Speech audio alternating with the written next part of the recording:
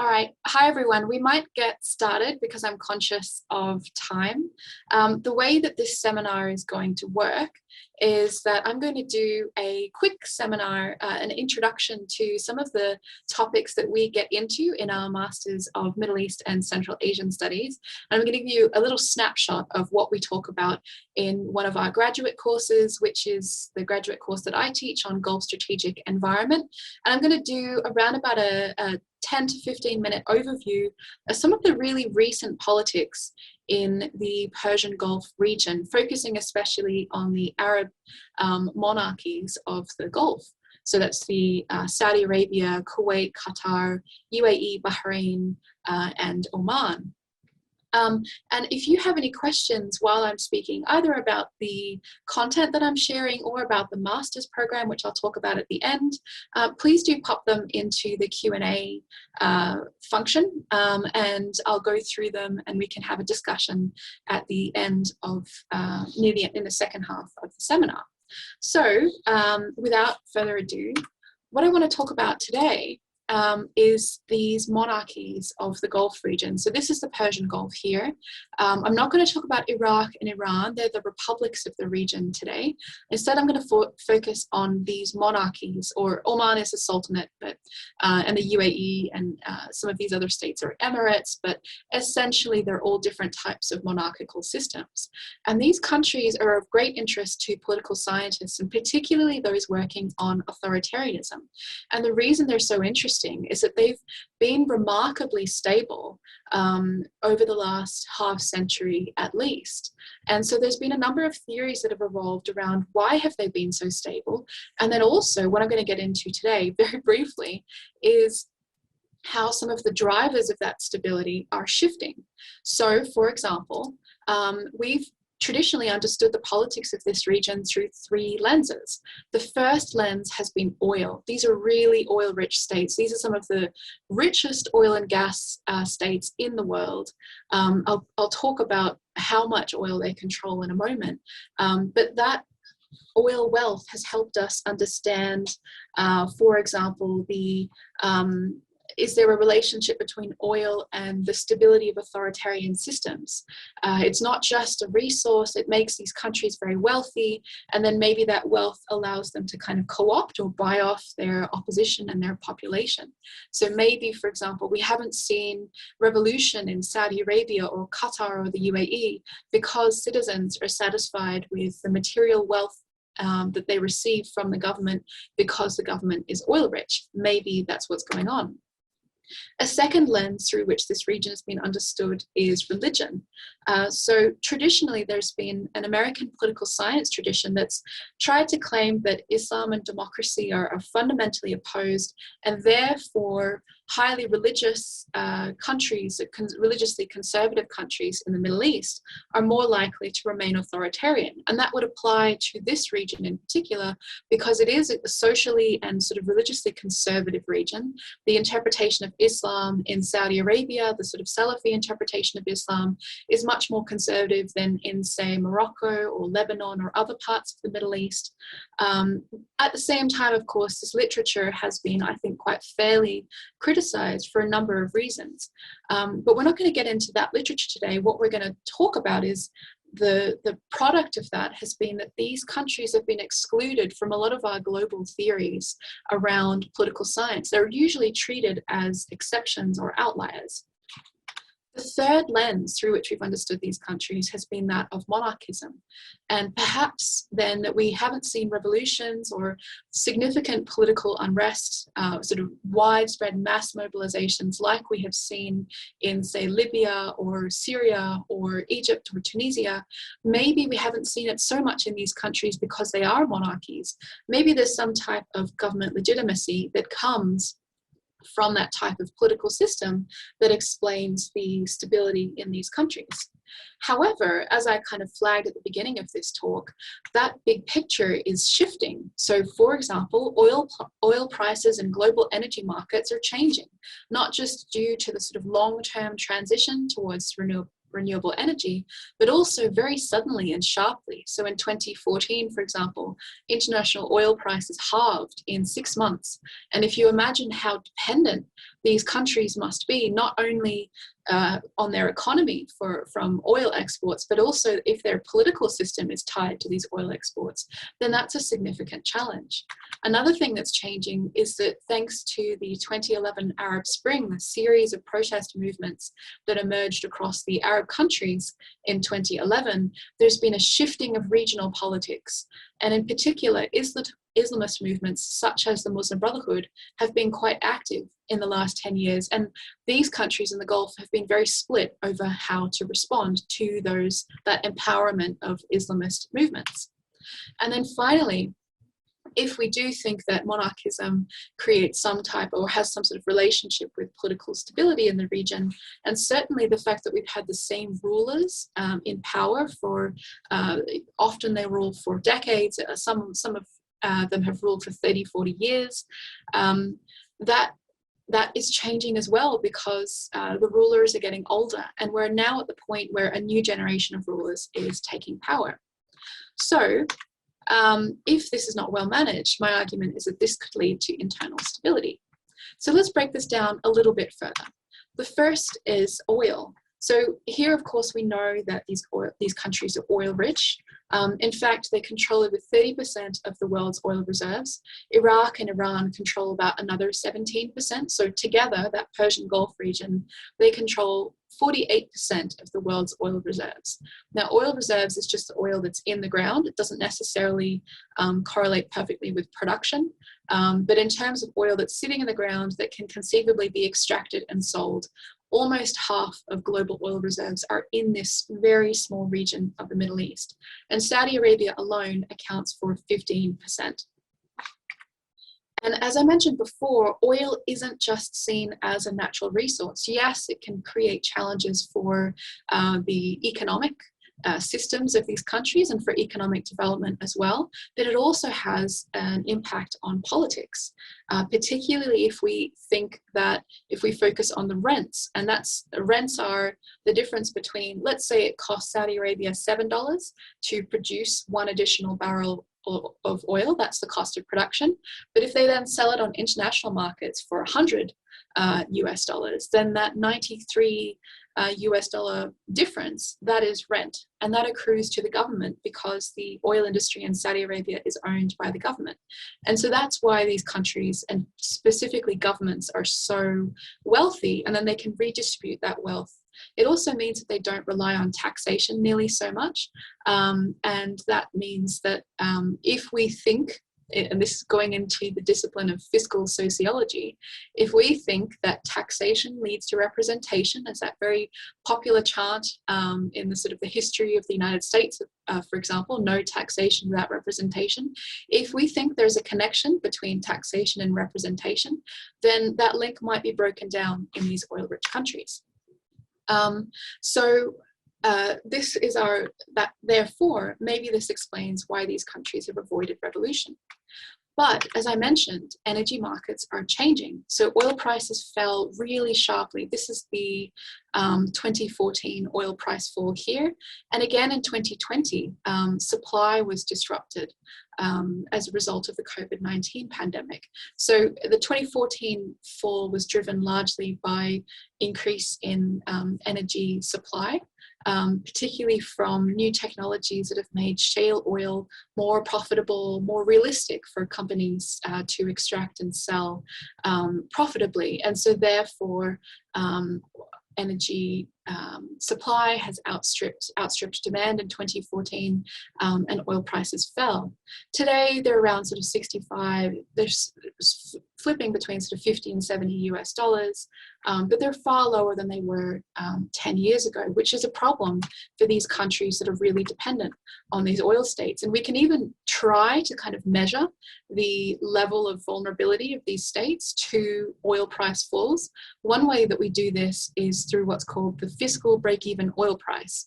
And this is the oil price that, say, the Bahraini government needs the oil price to be 125 US dollars per barrel not in order to make money from each individual barrel of oil sold, but actually to fund the government's spending plans. So if the oil price is lower than this, which it has been for the last decade, then the Bahraini government either has to cut spending, or they have to liquidate assets, or they have to raise debt. They have to do lots of different things in order to meet their spending obligations. And if they do cut spending, which they have been trying to do, then maybe that will weaken that sort of transfer of wealth that we think might be underpinning their political system. So there's a lot going on here that we can talk about.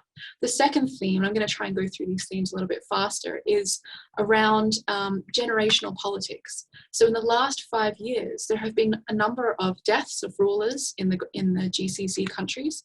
For example, Omani Sultan Qaboos bin Said, he died in January 2020. He ruled for 50 years, and a new Sultan, Haytham, has come to power. In Kuwait, the Emir Sheikh Sabah Al-Ahmed Al-Sabah, he died in September 2020. So this is just in the last year or so. And he has been succeeded by a new Sheikh Nawaf.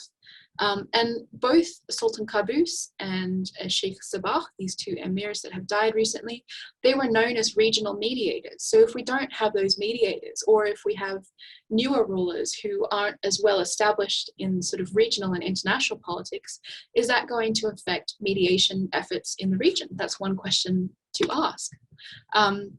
The Saudi king has also been ill as well.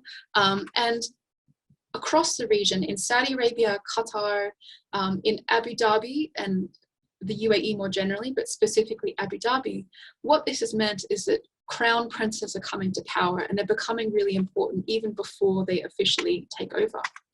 And who rules matters in this region. So these are three kind of key power brokers in Saudi Arabia. This is King Salman, the current king of Saudi Arabia. Here in the middle is the current crown prince of Saudi Arabia, Mohammed bin Salman. And here is the former crown prince of Saudi Arabia, Mohammed bin Nayef. So this is Mohammed bin Salman, son of Mohammed, son of Salman, and this is Mohammed bin Nayef, the former crown prince.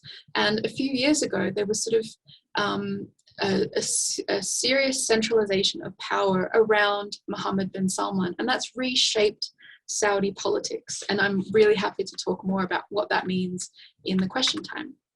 The last theme that I mentioned was religion.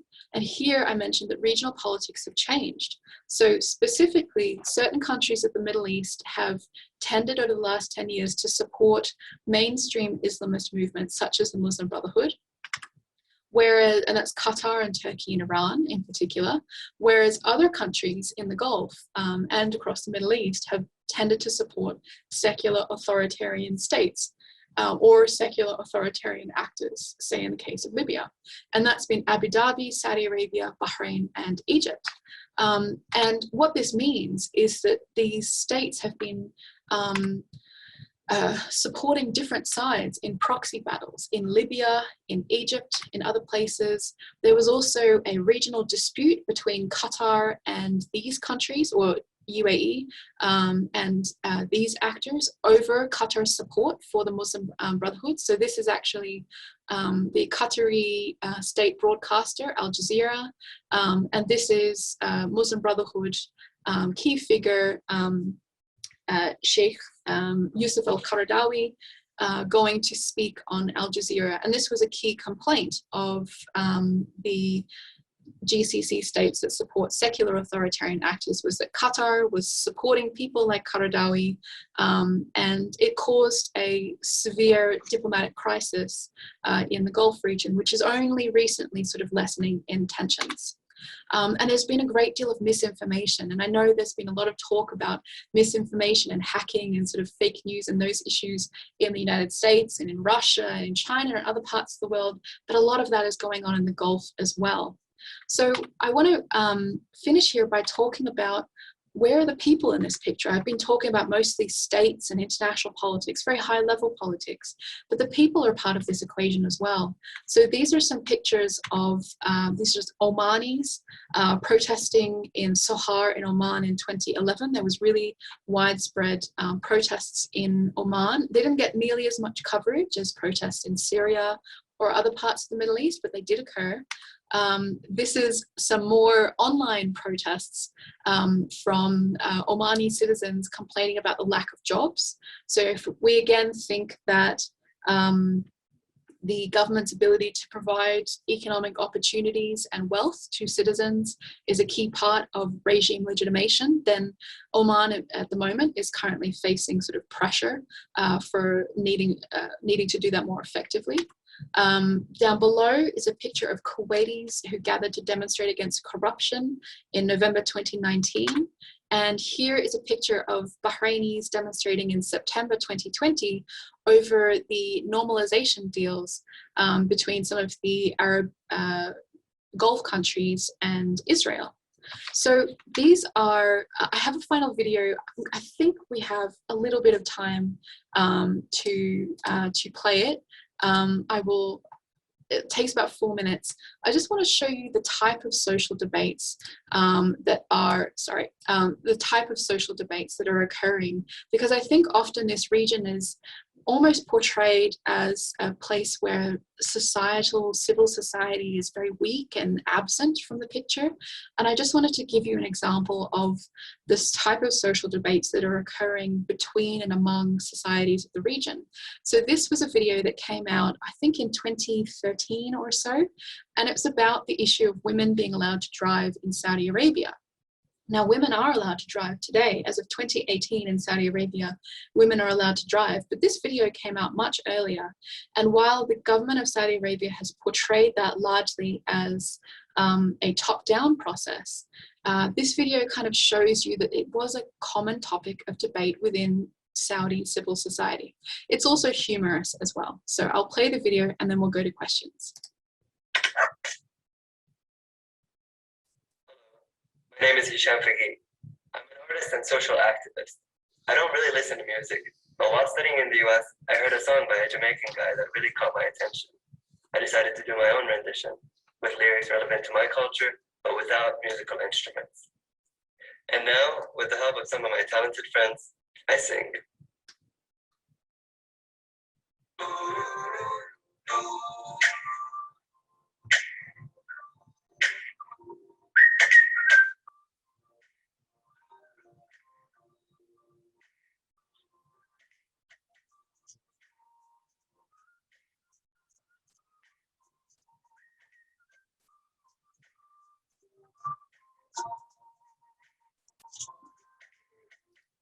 I'm getting a message that the audio is not quite working. So what I will ask you guys to do instead is, this video is called No Woman, No Drive. It's a comedy video produced by a Saudi comedy group and filmmaking group based out of Riyadh.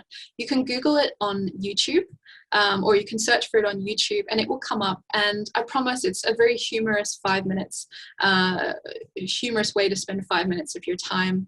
And it really highlights the types of social debates that even as, say, political parties are banned, lots of labor unions are banned in this region of the world, but there's still a lot of civic discussion happening. So I'm going to end this part of the lecture here. And what I wanted to say was that these are the types of topics and debates that we get into in our master's program. So if you guys have any, I'll open up now to see if you guys have any questions about our master's program, to give you a quick sense of how it works, and to give you this is the kind of structure of the program here on the slide. We have a special research training course which talks about how do you do research on a part of the world in which there's very little government transparency. Where do you get your data from? What are some of the ethical issues involved in doing research on, say, vulnerable parts of society? What are some of the cultural histories of the region? What's the history of external researchers going into the Middle East region, and how does that affect the way that we do research today? We also have lots of language courses if you'd like to take language courses, as well as disciplinary courses, and I've given you a little tidbit of what that looks like here. And recently, from 2021 onwards, we've included experiential courses. So that includes the Australian National Internship Program. If you're really interested, if you want to go and become a museum curator, but with specialist expertise on the Middle East, you can do that as part of our program. And then of course you have some electives as well. Now, if you wanted to do a thesis as part of your master's program, we have an advanced version of the degree as well, in which case you'll need to save your electives for your thesis. But other than that, it's pretty much the same program. So I'll ask you guys, if you have any questions, to please pop them in the Q&A now. I can't see any questions at the moment, so I'll just keep kind of talking about our program and why it's fantastic. But please do put them in the Q&A if you do have questions. One thing I can quietly let you know about in the meantime is that we are actually hoping to transform this degree into a 72-unit degree, and that would mean that you could complete this degree in 1.5 years, and we're hoping that will be the case from 2022. So if you're interested in a 2-year program, I would apply for semester 2 2021, but if you're interested in a slightly more affordable 3-semester program, so that's 72 units, that will save you hopefully around about, if you're a domestic student, should save you about $14,000. I would apply for semester 1 2022. So here's some information about applications. If you do want to apply for semester 2 2021, applications are due quite soon. I've got some notes here on that if you do want to do a thesis as part of your master's degree, you probably want to apply to the regular master's program first, and then you transfer across to the advanced master's version. And the reason that you do that is we want to make sure that you're in a strong position as you go into the advanced version of the program. So that usually means that you're kind of getting distinction averages in your classes in the MECA degree, and then you have approval of a supervisor as well. If you do have a previous study that's relevant, and there's a whole number of different cognate disciplines, including political science, sociology, linguistics, various different things. If you've studied a little bit of it before, you're probably also, or you may be eligible for credit towards your program, and that can reduce the length of your program as well. So I'll ask again if you guys have any other questions. Otherwise, this is the material that I wanted to share with you guys. There's some links to our programs here. Yeah, let me know what you'd like to know about our program.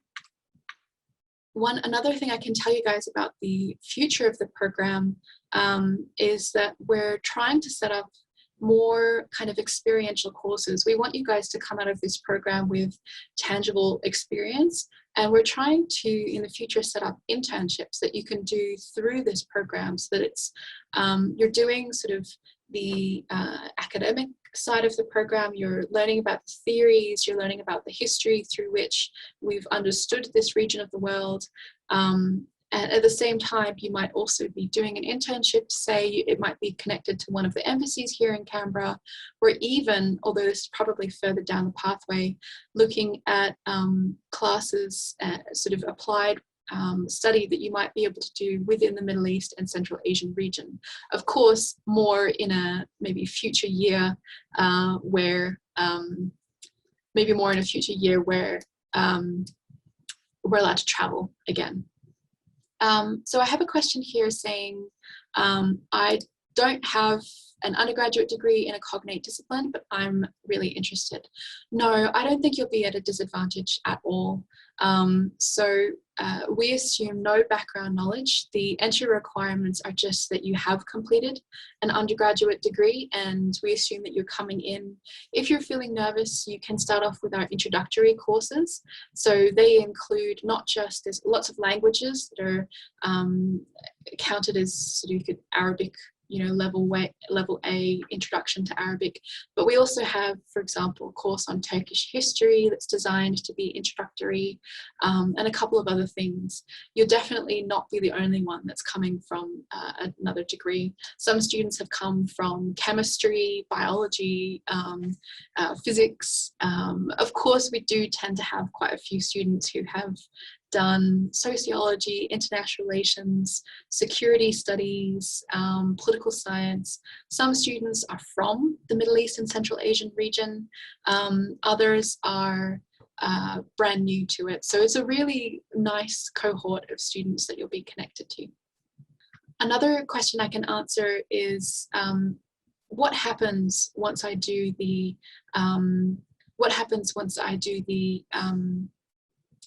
advanced program? How does the thesis work, for example? And one thing I can share with you guys is that we have a new program as part of the advanced masters where you actually present your research to a group of peers, and we have networking sessions and things like that that are part of the advanced program. It's designed specifically for students who are producing an original research thesis. So it's quite fun. We have something called a seminar day where you present your project to an audience. It's of the other master's advanced students, honors students, but also PhD students will come and give you feedback, staff will come and give you feedback. You can invite your friends and family. It's a fun day. I have another question here saying, can we claim HECS as a domestic student? I'm not entirely sure about graduate degrees and HECS. I think that's something that you might need to ask the college administrators. I would hope so. I know that it has age limits and it might depend on how much you've claimed already, but I would check with the ANU college admin team about those types of questions. Okay, I think if you guys don't have any further questions, feel free to, of course, I've put some contact details here here on the slide. You're also very welcome to get in touch with me directly. I'm the convener of our Masters and Advanced Masters programs. My email is jessie.moritz@anu.edu.au, but my email is also on this website in case you want to chat to me directly.